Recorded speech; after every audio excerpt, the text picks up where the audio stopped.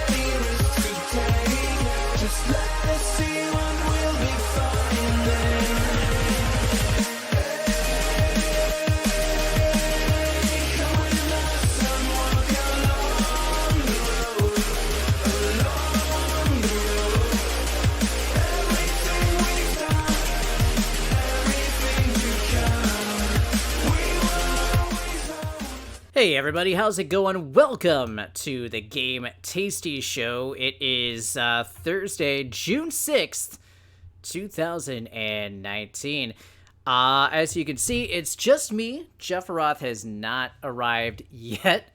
Funny story behind that. We'll let him tell it when he gets here. So you're going to watch me kill a little bit of time here. And I apologize about the long lead up prior to the beginning of the show, but yeah, had a little bit of time that we needed to fill here while we wait for Jeff Roth's arrival. First off, let me say thank you for joining us.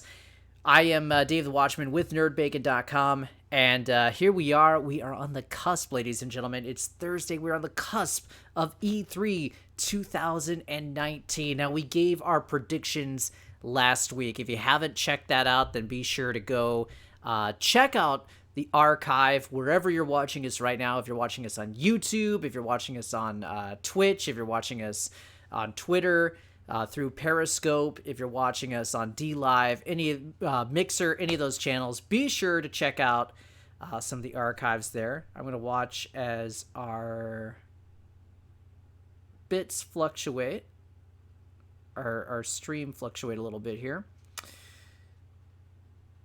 And okay, I think we're back up. We'll see how we do.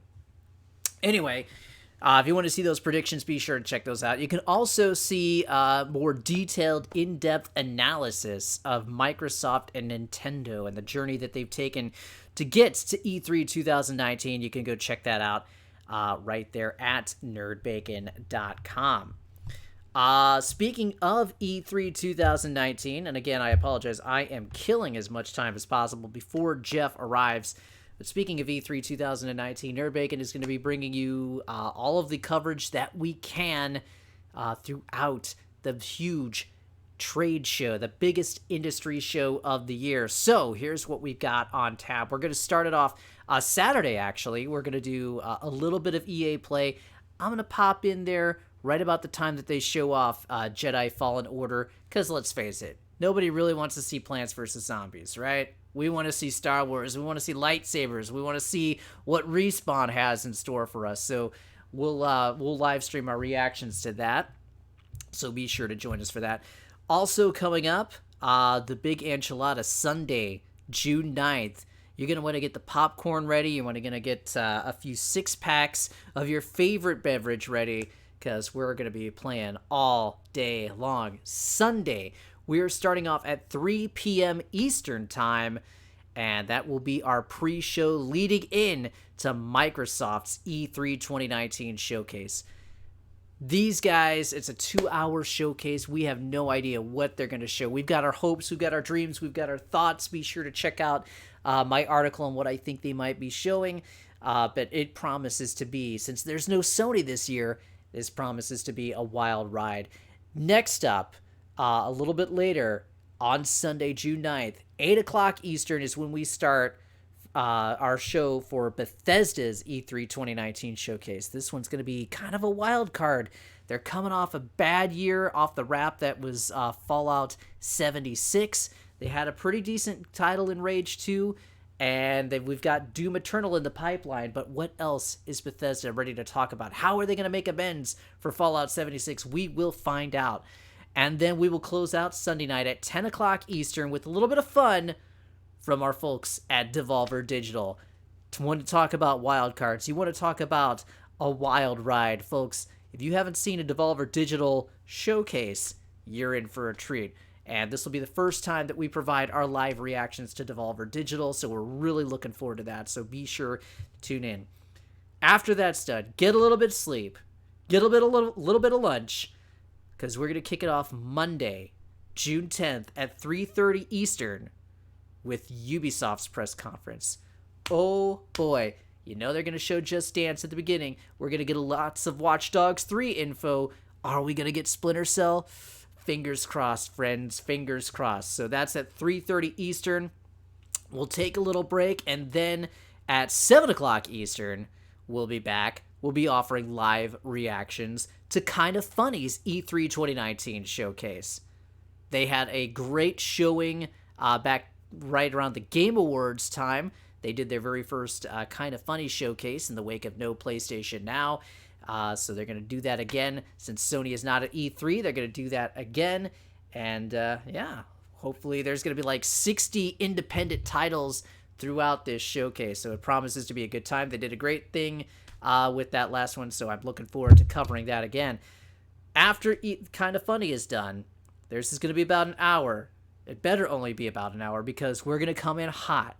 We're going to come in hot and heavy at 8 o'clock Eastern, Square Enix's press conference. They are filling that old Sony spot. Will they fill our hearts with all the love that we need? We know we're getting Final Fantasy VII Remake information. We know we're getting Avengers information. What else are we going to have? There's rumors flying around that there could be like a new Parasite Eve. I don't know. Could they show Final Fantasy 16? I doubt it, but you never know. You never know. That's a huge time slot for them to fill. As if Final Fantasy VII and Avengers weren't enough, who knows? Square might have something great up their sleeves. I'm excited to find out.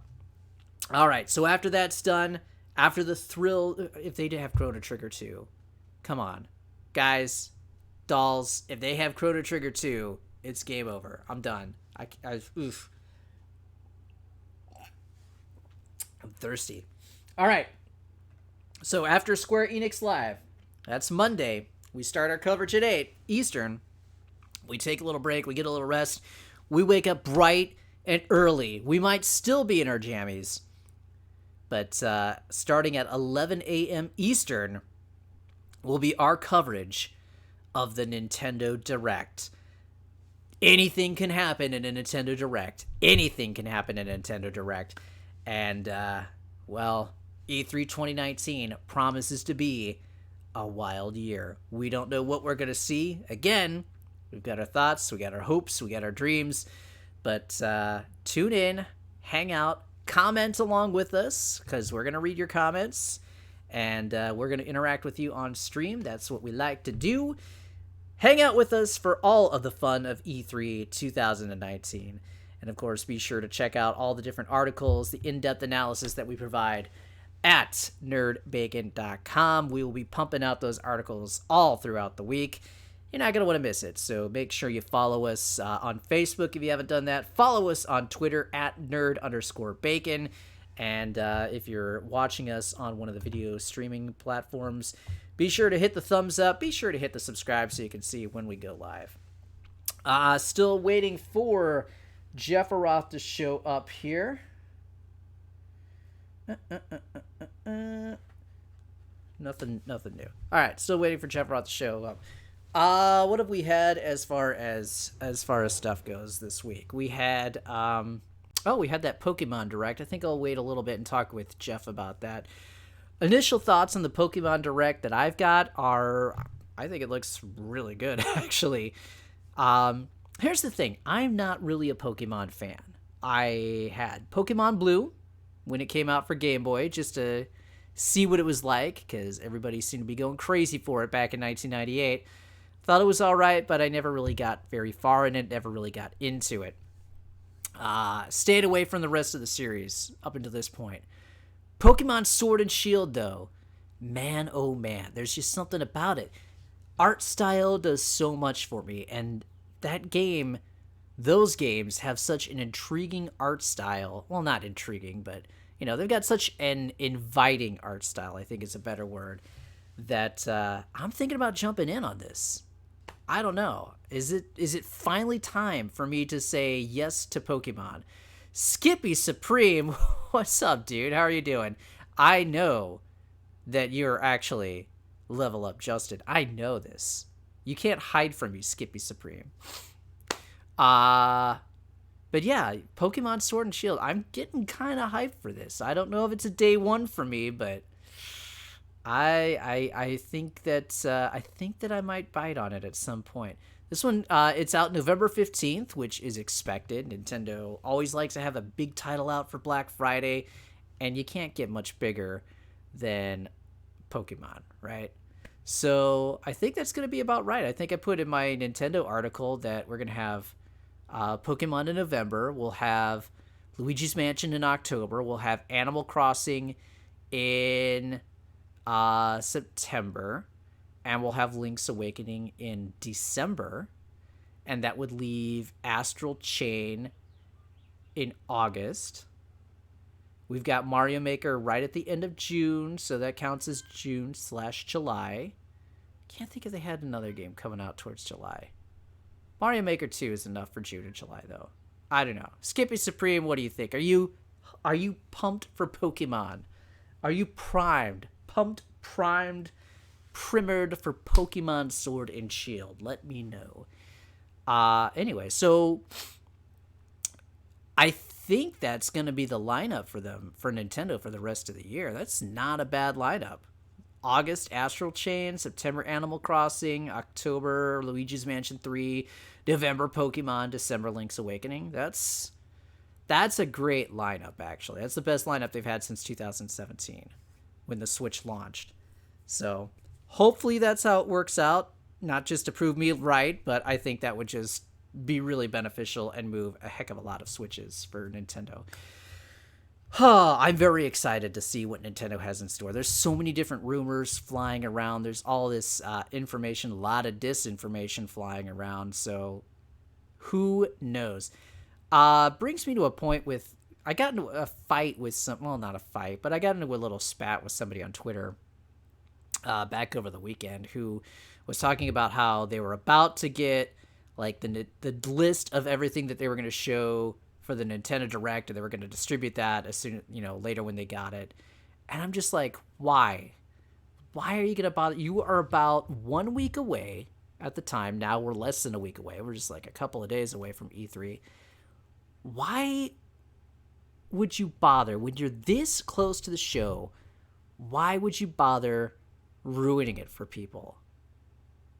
All you're doing is just proving, oh, I got a big dick or whatever, which really it's the inverse of that. If you're going to leak this close to E3, I know that people will try and do it for notoriety, but I don't know. You got to take the selfishness out of it, and that's speaking from somebody who's, broken a few stories in his time. But there's a fine line, I think, between breaking a story, which is important, and leaking information just to prove that you have it. You know what I mean? So that's something that I try not to do. I'm not about leaking information, just to prove that I have it, because it doesn't serve anything. I'd rather get information and make some detailed analysis on that information and provide something thought-provoking for the general public, as opposed to just like, oh, I know this game's coming out. Well, it's gonna be announced at E3. That serves nothing. Absolutely nothing. All right, Skippy Supreme. Pokemon. Mortal Kombat 11 Combat Pass revealed, and Combat Cast showed. Google Stadia, Watch Dogs, Legion leak, E3 leaks in general. Okay. Yep, that's all stuff that happened last week, definitely. Actually, the Combat Cast, the latest Mortal Kombat, the first DLC pack was shown. That was shown, I think, late last week. So that has Shang Tsung, we knew that. And then Spawn's going to be a part of it. I think Nightwolf is going to be a part of it. Sindel, and I can't remember who else. But they just showed Shang Tsung gameplay. And Level Up Justin, he used to be part of Nerd Bacon. He's branching out on his own right now. Be sure to follow him on Twitter and keep apprised of when he launches his gaming channel. But Level Up Justin, he put something out really astute, like right before the Mortal Kombat 11 DLC pack reveal. He's like, they had like this image that they were showing on the Mortal Kombat Twitter page that were showing like different colors and stuff behind Shang Tsung. And Justin's like, I bet this means that Shang Tsung transforms into each of the different ninjas. Lo and behold, that's exactly what it was. I'm like, you are a clever dude. So anyway, hats off to Level Up Justin wherever he is, because he was dead on that Mortal Kombat DLC pack. Let's see, some of the things I can think of off the top of my head from this past week. Yep, you're absolutely right. I forgot about the Mortal Kombat 11 thing. It feels like everything's moving so quick. Let's see. Yeah, Watch Dogs Legion. That's the third Watch Dogs game. So that leaked. And then Ubisoft, instead of trying to play it off, was just like, yeah, it's coming, and you're going to get more info at E3. So very interested to see what that game ends up looking like. Apparently the hook of this game is that you can like take over and play as any of the NPC characters in that game, which is kind of interesting. Also, it takes place in London. So I don't know. I feel like there's a lot of fodder, especially since London, the UK, has been kind of at the forefront of some of the themes that Watch Dogs has been about, which has been kind of an Orwellian control grid. And that's something like London has been at the forefront of pushing like facial recognition technology and stuff. I saw a story where like the police were just like going around like capturing, like doing video capture of like this whole crowd, like capturing everybody's face. So this guy didn't want to be on camera. He didn't want the police to capture his info. Not that he had done anything wrong. He's just like, he doesn't think that the cops need to have his info. So he covered his face. Cops in Great Britain pull him over. They make him show his face, make him take a picture and everything. Like, obviously here in the United States, we have a Fourth Amendment, which says that you can't, do an unreasonable search and seizure without a warrant. We have a right to our privacy. And I think that extends even to public. We have a certain right to anonymity in the public domain. Let's see. Skippy Supreme. Darksiders game announced today. Did you see anything on that? I have a feeling THQ Nordic is going to be dropping quite a bit soon. I mean, they own so many IPs. Boy, oh boy, that is absolutely right. So yesterday, THQ Nordic dropped that they're doing an HD remake of SpongeBob SquarePants Battle for Bikini Bottom, like this old GameCube era game. They're doing an HD remaster of that, which is like so out of the blue. And then today they announced it was Darksiders, and I can't remember the subtitle to it. Hey, there he is. Oh, hey. What's up, sleepyhead? Oh my gosh. Ladies and gentlemen, Jeff Aroth is in the building. I've been doing as good of a job as possible stalling for time here. Man. Yeah. So we've just been talking about kind of the events of last week. Skippy Supreme is here with us. Skippy! Skippy! Newest follower and subscriber to the Jeff Roth Club. Thank you so much. There I you appreciate go. that. Let's see here. We were talking about the THQ Nordic drops today. So THQ Nordic... yesterday they I saw SpongeBob yesterday. yeah, SpongeBob. They announced SpongeBob is getting a remaster. Today they announced like this new spin-off for Darksiders. Right. Yeah, so it's kind of like a Diablo-esque type thing. Yeah. And then they've got a third game that they're going to announce tomorrow. Everybody's fingers had to be crossed at this point that it's going to be a new Time Splitters. It's going to be WWE All-Stars 2. I'd be okay with that. But Skippy is raising the point. He's like, hey, THQ Nordic, they own so many properties. Yeah. And he's absolutely right. They've quietly been amassing this whole war chest of different properties. They're going to be like the new EA of Europe, really. Pretty much. So, Except more well-respected, I think, right now. well, as long as they stay off 8chan. True. Yeah. gotta keep that in mind. Yeah. We talked a little bit about the Mortal Kombat 11 Combat Pass reveal from last week. Yeah, having Shang Tsung become all the ninjas. Yep. And then, Level of Up course, Justin called that. Yeah, then of course, you can morph into anybody, but then throwing in the ninjas, and then the idea of Spawn, and then we were thinking Ash and Terminator there for the guest characters. Nice. Which I'd be fine with. Ah, that's looking tasty as heck. And then what else did we talk about? We talked about Pokemon Sword and Shield and how good that game is looking and how that might actually get me to bite on a Pokemon game. Yeah, Sword and Shield looks fantastic. It's something that I have my eye on. So. Ooh, there we go. November 15th is the date on that one. We talked about that. And it's kind of lending into what we talked about a little bit last week, what that potential Nintendo lineup is going to be for the rest of the year. So think about this. August, you got Astral Chain. Yep. September, potentially, that's where I'd slot in Animal Crossing. October, that's where you'd slot in Luigi's Mansion 3. Right. November, we already have Pokemon confirmed. And then December, you slide in Link's Awakening. baby, you got a stew going. Nintendo looking good. And Yeah.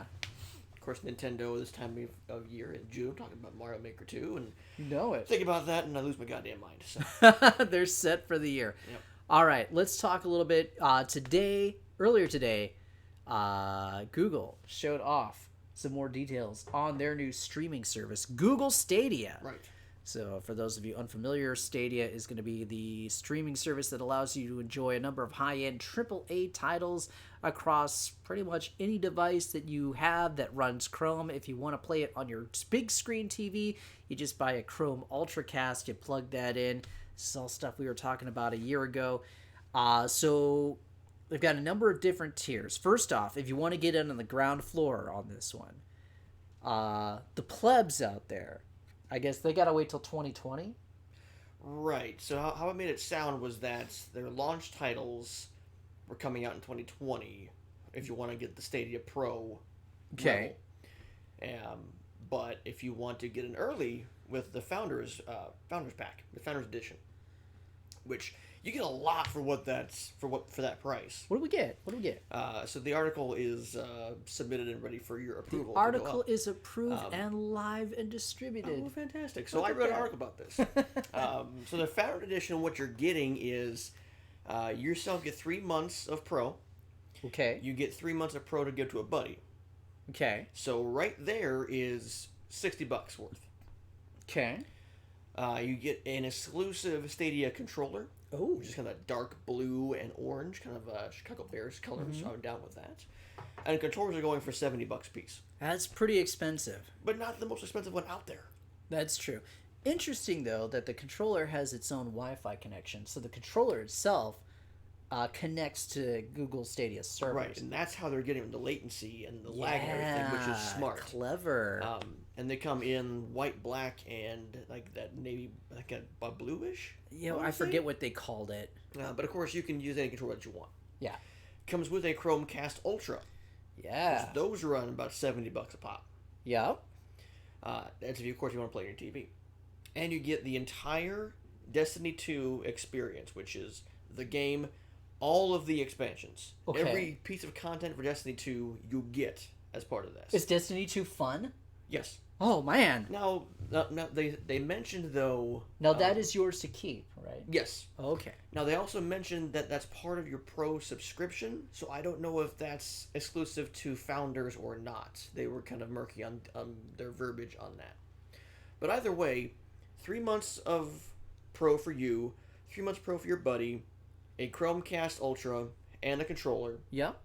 Normally that runs, that sounds like 60 plus, I don't know, what, $200 plus worth of content. Sure. And then you have Destiny 2 on there as part of that. That's another extra $100 on there. Yeah. You get for $120, was it $129. $129.99. That's not a bad price. So over half off of that. That's not a bad price at all.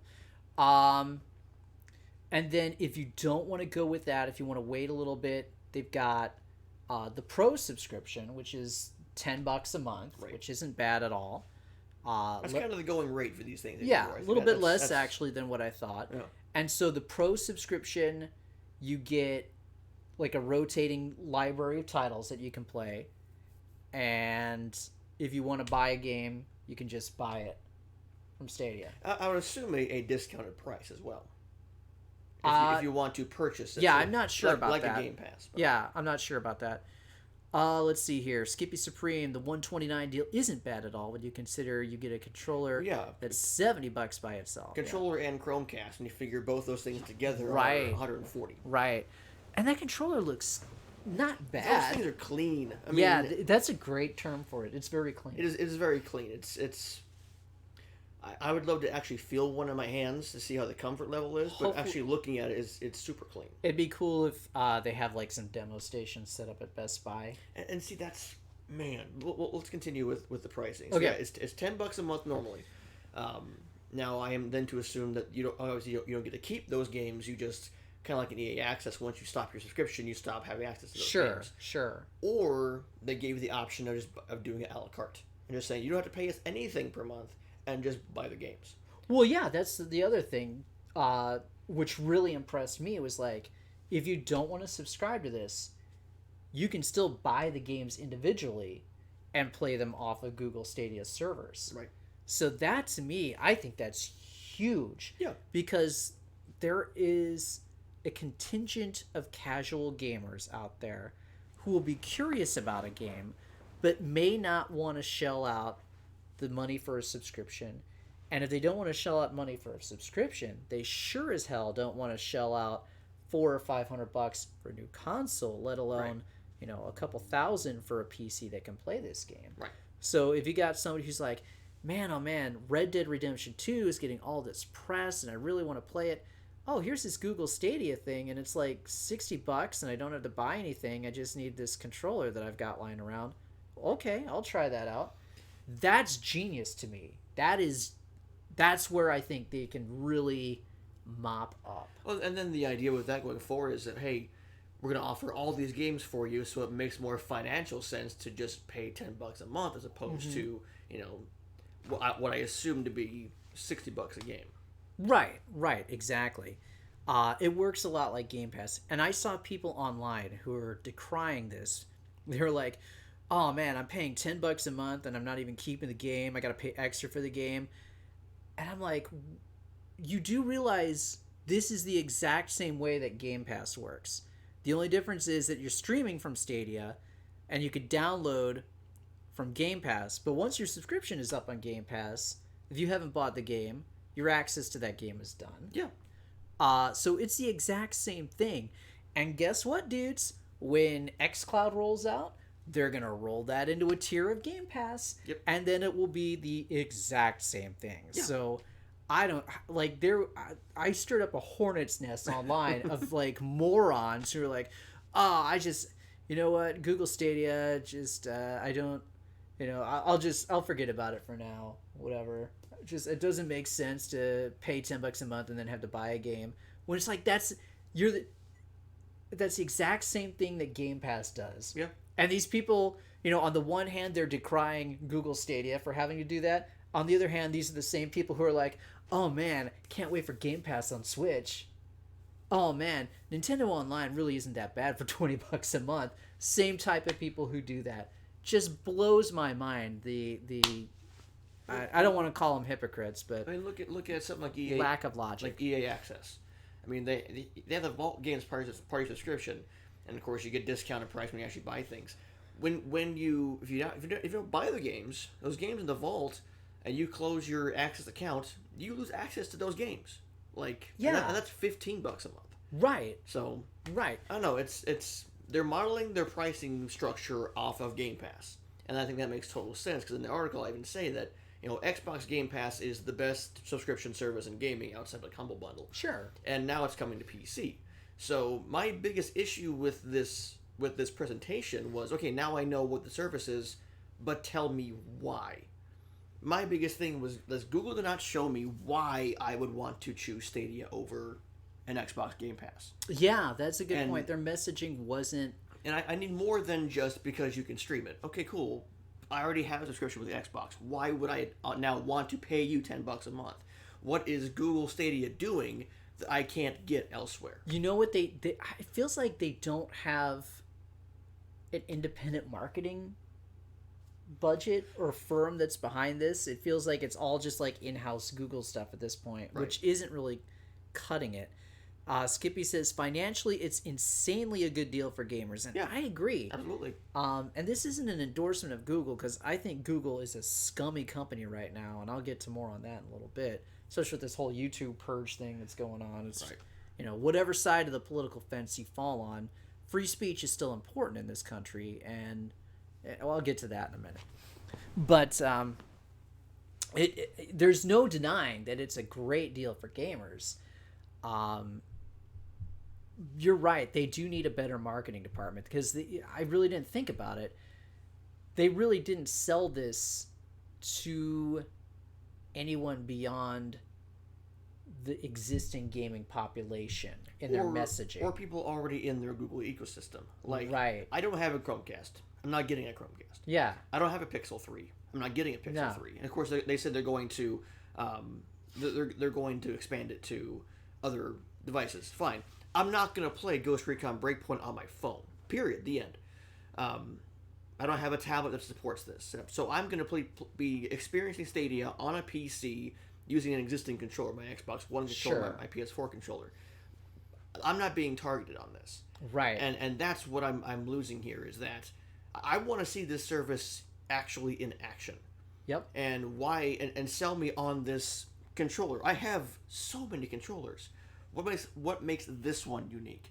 Besides the fact that it connects just to the Wi-Fi. So am I screwed if I have my Xbox One controller? Because I have the internet speed for it. Mm-hmm. I'm good internet wise.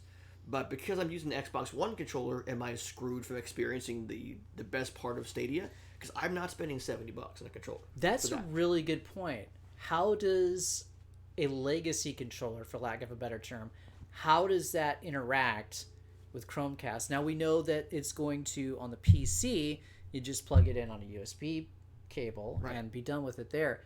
But if you're playing it off of a Chromecast, I assume the Chromecast has a Bluetooth connection and it's just going to hook up to your controller via Bluetooth. Right. But you're probably going to lose out on a little bit of latency because you're connecting to the Chromecast, and the Chromecast is sending that information instead of independently connecting to the server with the controller like you're doing with the Stadia controller. Yeah. That's a great point. All right. Let's see. Do you know if and if you do the free subscription and just buy the games a la carte, then they're at 1080p only, right? Yes, that's correct. So did they say that? That is what I understood. I thought that was all tied internet speed. No matter what subscription service you have, it's all tied internet speed. I will have to look back. That's okay. Again, with their messaging, there's a little bit of confusion. Because they had that big chart on there. It just said, hey, if you have 35 megabits per second, you get 4K, with surround sound, 60 frames, and you go as low as 5 or 10. So they didn't mention the quality on that, but Apple just announced iOS having DualShock and Xbox controller support. Yeah, that's very true. And so that's tying into two things. Of course, the upcoming Apple Arcade, which will be coming out either this year or early next year, which is going to be a huge thing again. And also that PlayStation 4, the DualShock support ties into the fact that PlayStation Now can now run on iOS devices. So that's kind of interesting. Yeah. But yeah, Remote Play can run. We will have to see. It was a good presentation overall, and getting Phil Harrison out there front and center is sure. Smart. And actually giving us some hard facts as far as, those two big burning questions on internet speed and pricing. But now it's time to actually show the consumers what this product can actually do. Because I'm not sold on I'm going to be playing these games on Stadia. Right. Because I'm already baked into, I have so many subscriptions already, and one is Xbox Game Pass, and if I'm gonna end up buying Ghost Recon off of like the Epic Game Store or whatever. Yeah. Like why should I be playing on Stadia? What they really needed to do was produce an ad that was kind of along the same lines as Nintendo Switch's initial reveal. Like their concept video, remember that from like October 2016? Yeah. Where it showed it started off with a dude playing Zelda in his living room, and then he had to go catch a bus or whatever, so he took the Switch out. Right. Yeah, and so you got that first concept of, oh my god, it's seamless transition from TV to portable. They need something like that, what you would call a lifestyle video, and show what it's like to interact with Stadia and how that can fit into your lifestyle. They really need an ad like that out, because I don't think it's for the hardcore gamers like you and me, but this is something that is huge for people who just have a little bit of a curiosity on games, who kind of want to interact with something that's big like Red Dead or whatever every once in a while. That's where you're really pushing it. They really need to show the elegance of that. You don't need a console for this. If you already have a Chromecast Ultra, this is a great deal. Yeah. Or even if you have a PC, like this on paper is a great deal. Yep. But I'm tired of seeing this on paper. I want to see actual in motion, someone actually using this live. As long as you don't have Mediacom as your ISP, then it would be okay. Oh, It right. was because I was in the Project Stream test. It was mostly good. There were times when there was something going on either on their end or on Mediacom's end, and you would get drops, and then it would get a little bit wonky. But like turning it on for the first time, I was so impressed with just how little latency there was. And I was playing with an Xbox One controller through a USB connection, but there's very little latency in that controller movement. Even if I wasn't getting a pure 1080p connection at the time, still the latency was pretty good. The connection had to be getting really, really wonky for that latency to start going down. Sure. And then it would just be funny. Again, the technology is there. Google has the resources to do this. Yeah. Now we will see what Microsoft says. I think at this, I love when they talk about Destiny 2. It said, about you can transfer your Guardian to any other console pending Sony approval. And they just approved it this morning, Did they? according to Okay. Jason Schreier at Kotaku. Yeah. But no, it's when Microsoft gets involved in this, what they're going to do. Yeah. And when they do, will that just kill Stadia right out of the gate? That's really going to be... Well, we're going to find out on Sunday, dude. Yep. Sunday! That's it! So, again, this is a good presentation. Again, my article's up. It's kind of Yeah. showing some takeaways and kind of my thoughts on it. It's a good presentation. It's just at this point, they need to show actual... Yeah, like I said, Show- they need that show me lifestyle more. video. Yeah. I wish that they would do another test before launch, because the only test that they've done is that single-player game, Assassin's Creed Odyssey. Right. They need to have a multiplayer game tested out on this. Yeah. We really haven't seen that yet. We need to see a Call of Duty or Right. some sort of... I mean, they're putting Mortal Kombat 11 on there. Crazy, right? Yeah. We need to see that, though. We need to feel that in action. Or even Dragon Ball Fighters, which, they're putting that on there. We need to see that in action, see what that feels like. I love the fact that they're coming out of the gate strong with so much in the way of third-party support, which I think is going to give them a leg up over Nintendo. Because these multi-platform games are going to run great on Xbox, PS4, and Stadia. These third-party games aren't running great on the Switch. They have to be dumbed down, to like Yep. that term. And even then, it's not even... Even then, they're not, fantastic-looking, so... Yeah, problem is, internet speeds are inconsistent in the United States. I mean, Mediacom, right, Watchmen? But I was impressed with just how Mediacom. low the barriers are to that.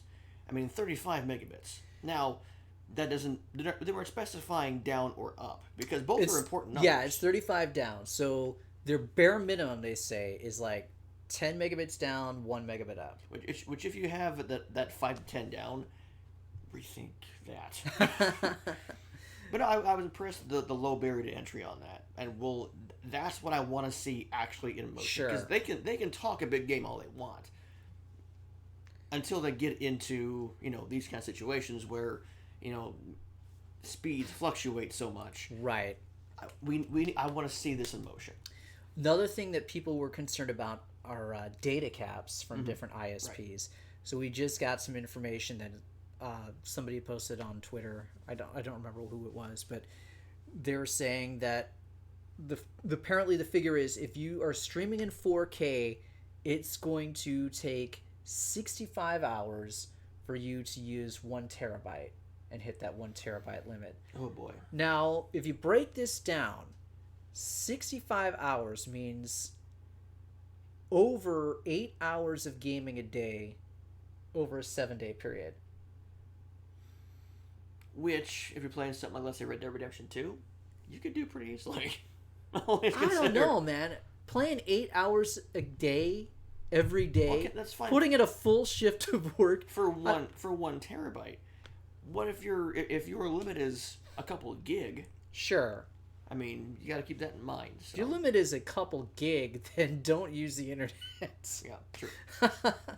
You're in trouble. You can't download a PlayStation game if your limit's a couple gig. Right.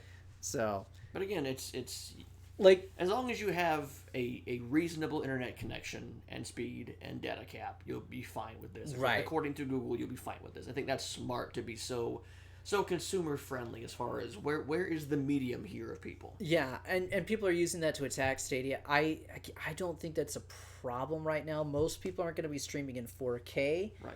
And So I'm assuming you can go on there and say I don't have 4K, therefore don't even give. yeah, me 4K. you can set your resolution. Yeah. Yeah. So yeah, I don't see that people are going to be streaming, that many hours every day. That's just, I don't know. But I'm an old guy, so. And then we'll have to see. But even if you're a young person, if you're streaming 8 hours a day every day, something's wrong. Get out, enjoy life. It's summer, dudes. there are full-time streamers out there that do. There this. are full-time streamers. That is correct. And that's kind of what I want to see too. Is that how will Stadia act with streaming the games? Yeah. Because now you're also taxing that onto it. Mm-hmm. So that's got to be seamless, and we really haven't seen that yet, have we? We haven't seen this in motion, and that's while all these details are great, all this is impressive, all this sounds great on paper. Plus that Baldur's Gate trailer that was a pretty cool trailer they put out there. Yep. And also Get Packed looks like a lot of fun. It looks like a new Overcooked, basically. Pretty much, yeah, which I'm down with. And then Skippy coming in. Where is the why? And that's what I've been getting at in the article is just tell me why. What is Stadia doing differently besides you can stream? What's up, Oak Rider? How are you doing tonight? I don't know. Talk a little Google Stadia. Do you need some water or something? Yeah, sure. I'll take some water. It's exciting. You sound very raspy. I woke up from a nap. I'm getting to that age now. I didn't reveal that. No, I sat on the couch and I took a nap because I woke up early this morning and hit the job market hard. But bye, Dave. You back? But the saves and when those expire, how much save space do you have? Also, a good point is this getting saved into the cloud? Will this go? I assume it will go with me between different devices. They mentioned like Destiny 2 taking your Guardian from Stadia and putting it into other consoles. Does this mean crossplay is a real thing? I would hope so. I don't know. There's just so many details that they kind of left unsaid that I hope get said, but we can't understate the fact that now the major players should at least take note of what Google is doing. And I think Microsoft is going to do that come Sunday and say, hey, here's xCloud and here's our version of Google Stadia. So I don't know, it's very interesting, and we'll have to see more of the under the hood stuff. But again, the biggest question is why should I switch, or why should I add this $10 a month on top of what I'm already paying for EA Origin Access and Xbox Game Pass and all that stuff. So, water, good. I am parched. Here you go. Oh, something to chase the water down with. It. Fantastic. You know it. We were talking about. Can't give you that straight water. Yeah, please. We were talking about saves and how that will factor in as well. Yeah. And kind of if that will go into the Stadia Cloud. I assume it will on server side. But they brought up Destiny 2, moving your Guardian to different platforms. Is crossplay a real thing? Are we going to see Rocket League for Stadia, and then able to play it through all different versions of the consoles? But I also need better first-party games than Get Packed and Guild. I wonder if that Roller Champions game that was supposedly leaked from Ubisoft, I wonder if that's intended to be cross-play between Stadia, because it seems like everything that Ubisoft is putting out is going onto Stadia. Yeah. Because we saw Ghost Recon, Division 2. Yep. Trials Rising was on there at some point. Crew 2 was on there. Yeah. I wouldn't be surprised if Watch Dogs. I can only assume Watch Dogs ends up on there, and Splinter Cell, if that is a real thing. Yep. Anyway, yeah, could you imagine this new kind of sporting event, Roller Champions, cross-play across everything? Thanks, Oak Rider, for that, the follow-on mixer and the host. Yeah, thanks so much. Appreciate it. There was one other point that I wanted to raise about Stadia, and now... Does watching this interest you in picking up the subscription service? Yeah, it does interest me a little bit, actually. Because I'm with you. I'm interested to see how this pans out, and I would do a month just to try it out. Sure. I definitely want to see the library of games. I'm not going to buy a Chromecast Ultra. I'm not going to buy a controller for it. I don't know, man. Like $129 doesn't feel too bad. No, you're getting a great deal for that price. I just feel like there is going to come a time where I don't want to keep buying new consoles. Mm-hmm. You know, I'm getting old. Well, here right? pretty soon, consoles are going to be going away. Yeah. I'm getting old. Stadia is a terrible name. You're absolutely right. It sounds like a prescription drug. The logo is not great either. Logo is terrible. Yeah. I get where they're going with the paintbrush S. I'm like, that's not... Kind of fits in line with the Google hierarchy, but I'm like, that's not great. I don't love it. No, it's not good at all. I mean, what other products do we have from Google? We've got the Pixel. Yeah. Which I like. The Pixel name's all right. Yeah, the Pixel name works. You can tell that I'm in this octave now. Yeah, so, wow. We really switched. Huh. But anyway, I think there needs to be like a new cross-play kind of esports centric franchise that encompasses all of the different platforms, and maybe that's what that Roller Champions, if that's real, maybe that's what it's intended to do. Oh, here's what I was gonna put out. Yeah. I was shocked that no other outlet picked up that one of the partners with Stadia is EA. That's rad. Yeah. What? Yeah, on that. Nobody else commented on that. On that big, I did in the article. You did in the article because you're the man. The big, that big, wave of publishers behind Phil Harrison had the EA a logo. who's who of Bethesda, EA, 2K, Rockstar, Capcom, Bandai Namco, Ubisoft, Deep Silver, any id, any developer you can think of is behind Phil Harrison. And that's huge for this platform. So what are we gonna get from EA? Are we gonna get FIFA? If there's FIFA, then boom, game over. Yeah, global dominance right there. The best-selling game in the world is FIFA. So if they can somehow, if they put it on PC, so you gotta figure they'll put it on Stadia. I would think so, which is kind of odd because EA has their own service. Yeah, they're launching their own streaming service. So it feels like they're not keeping in with that ecosystem. Skippy Supreme, my biggest worries are consistency of connections and playing competitive games that require every frame to be there. And again, how long are my save files in the cloud good for? Do they expire? Those are great questions. Oh, water right now I'm drinking. Yeah, well, I don't. I mean, saves can't. Can saves expire? Yeah, I don't know. I don't know. That's a good question. I wouldn't think so, but I'm not a corporate guy. So I guess if there comes a point where Google says, all right, this game is no longer going to be available through the Stadia service, they'd send a notice and sure, maybe they'd give you an opportunity to download the save. I don't know. Or or say, hey, if you're inactive from this for 2 months, we're gonna cancel out. We're gonna cancel out your save because we need the space because everyone in the world's playing this. I don't know.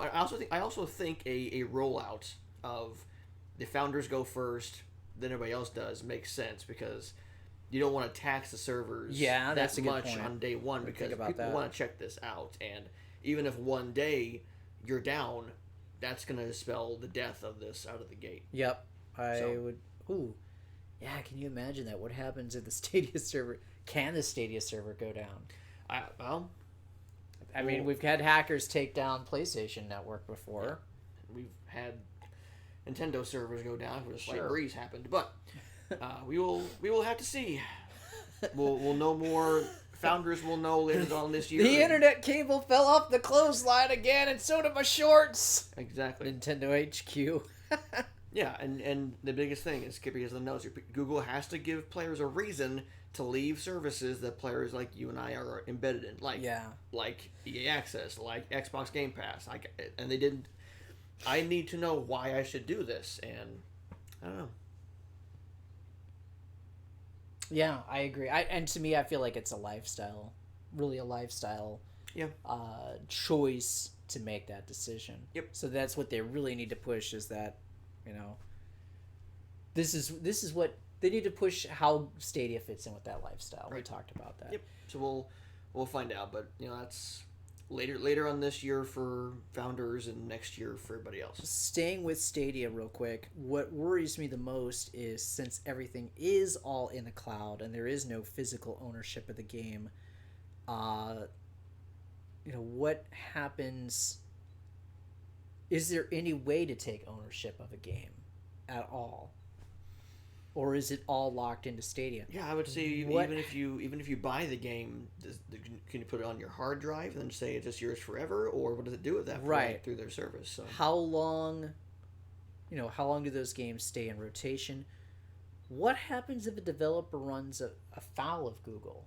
What happens if Doug Tenapple, for instance, is kind of a controversial figure, or even Lucky Palmer, right. who was involved with an agency that was creating pro-Trump ads. Mm-hmm. He was fired from Facebook for his political views, Sure. which is horrible. So what happens if somebody like, Lucky Palmer, or somebody who has kind of a conservative bent, produces a game and Reset Era freaks out because this person is not with that ideology? And I'm not trying to come down, on party lines or anything, so don't take it at that. I'm just putting this out here because it's a reality that we have right now, and I think that we should talk about it a little bit. Mm-hmm. What happens if you have an instance like that where somebody runs afoul of that hive mind? Does Google boot them? Do they deplatform them? Right. What happens if somebody what happens if somebody runs afoul of Google, not necessarily on Stadia, but elsewhere? For instance, could Alex Jones sign up for Stadia and Right. just play Stadia games? Yeah, I don't know. It's we'll see what happens with Google here going forward. Yeah, now we at least know more about what we're getting ourselves into. Yeah. Well, I think that's a valid question, though. I don't have it today. What's that? I'm not dealing with that today. No, don't. Yeah. Is he blocked? Yep. Okay, good. Yeah, play nice. If you're gonna come in the chat, we want to interact with you, but freaking play nice. Don't come in here to troll, dude. I don't understand. Why do people want to come in to troll? It's so ridiculous. Anyway. We'll have fun with you a bit too. We'll take a little bit of teasing and everything. We'll have fun, but don't come in here immediately saying I'm your poop dealer. Like, what? Anyway. Come on. Music licenses. Skipping to a good point there, because GTA recently had to go through this. Oh, yeah. I think GTA 4 had to go through. Was it GTA 4 had to go through this, where some of that those licenses kind of expired. So what does that happen to the game itself? So I assume the game to take a patch and just kind of remove those. Yeah. And you can still play them. That sucks though, because there's something nice about being able to preserve a game in its original format. Yeah. I think it'll take a patch on their server side, because obviously with no downloads for the consumer, so it wouldn't be a patch on our end. So, but I love the idea of just pick up, hit start, play. Yeah, that's an awesome thing. But to me, I think the biggest caveat are considering how Google has been. We've got this YouTube purge that's going on right now, and how they have been with certain people. To me, I feel like there's a big danger with not being able to own the game and having to sign in and be a part of that Google ecosystem. Right. There's something that's very dangerous about that to me. And I know it's entertainment. Ultimately, it doesn't matter in the long run, but still, if I were a publisher, if I were a developer, I would still be very wary of having my game on that platform, just because there is so little control that you have over that. Right. Anyway. Yep. Let's see here. Anything else that we want to talk about in regards to Stadia? I think we've covered a big gambit. I can't talk anymore. Again, the biggest thing, awesome idea in theory. Now actually put pen to paper. And I think that there's two sides to this, because they got this out right before E3. Yeah. Which makes sense, because now people are talking about it. So we'll see the reaction from at least the Nintendo and Microsoft side. Definitely Microsoft will definitely react to this.